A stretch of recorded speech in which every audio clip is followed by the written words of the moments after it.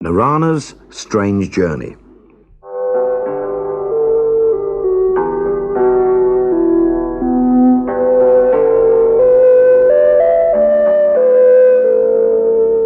It was a bitterly cold but sunny day when Narana set off on her long walk back to her village. She'd been staying with her sister in the hills, and now she was returning to her husband and children on the coast. With her snowshoes, shaped like tennis rackets, Narana was able to walk easily across the soft snow. But suddenly, the weather changed. The wind grew stronger and stronger, whipping up the snow, and poor Narana could hardly see where she was going. Soon, a blizzard was raging, and the wind was so fierce that it knocked her off her feet. Over and over she rolled, blown by the storm, till she found herself wedged between what seemed to be two great trees. At last, the gale died down, and the skies began to clear. But Narana had no idea where she was. The hills ahead lay in four curved ridges, like the fingers of a huge hand. Everywhere there were spiky brown bushes. As night fell, she reached the top of the highest ridge and found a hollow where she could shelter from the wind. Tired and miserable, she curled up and went to sleep. In the morning, Narana walked along the ridge. On one side, the slopes fell away, covered in strange bushes. On the other, the hillside was marked with enormous blue streaks, like underground rivers. She slithered down between them and began climbing the other side. She walked for hours, every now and then hearing gurgling, bubbling noises under her feet. What a strange place this is, she thought. I've never been anywhere like it before. I wonder where I am. Then she came to a great flat plateau, and in the distance she could see a vast black forest that seemed to touch the sky. Narana trudged towards it, but before she could get there, darkness came again, and she found a large wood where she could shelter for the night. Narana woke, tired and very hungry. She ate a handful of snow to quench her thirst, but all her food had been lost in the storm. She had just started out towards the great black forest ahead when she felt the ground throb and move under her feet. Boom, boom, boom, it went, in steady beats. It's an earthquake, she thought. The ground will open up and swallow me. Suddenly the air was filled with noise like crackling thunder. Who are you? And what are you doing here, where nobody ever comes? At first, Narana could not speak. She looked all around, but could see no one. I am Narana, she said at last, to the skies, her voice trembling with fear.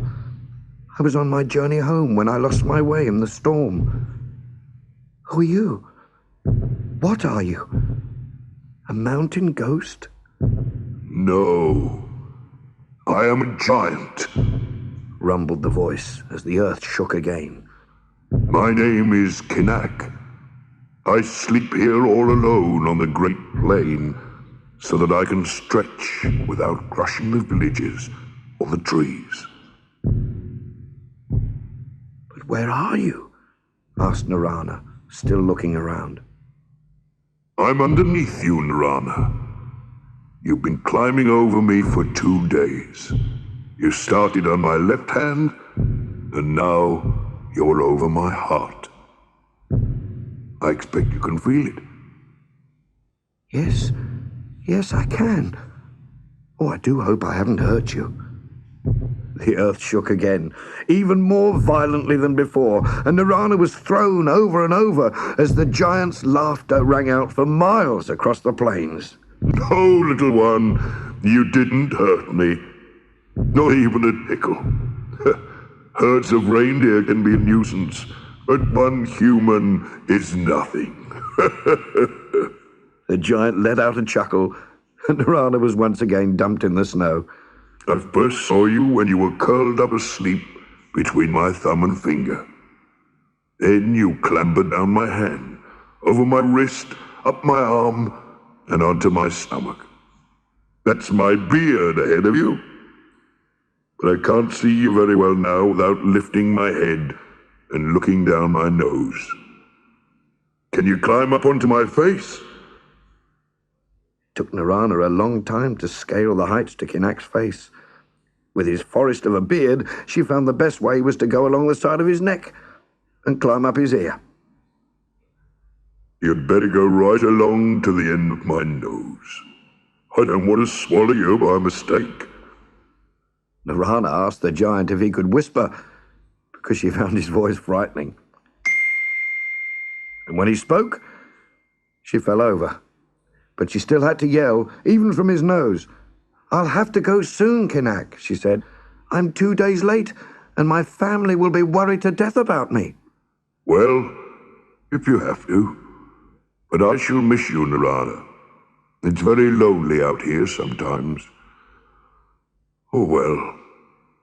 At least I'll be able to have a good stretch and roll over. I've not moved since I first noticed you for fear of crushing you. "Thank you, Kinak. That's very kind," said Narana. "But where am I?" It doesn't really matter. Where do you live? "The village of Tivnu, by the sea." Oh, not far then. I can blow you there.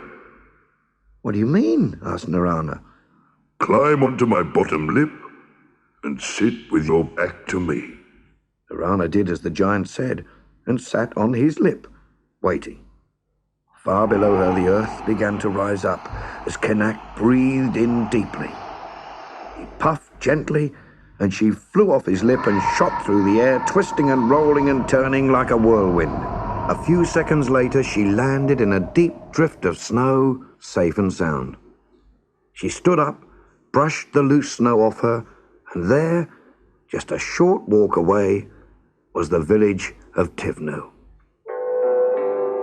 As Narana began to walk joyously towards the houses, she thought she heard the faint sound of rumbling in the distance, like short rolls of thunder. It was almost like the sound of a giant sobbing.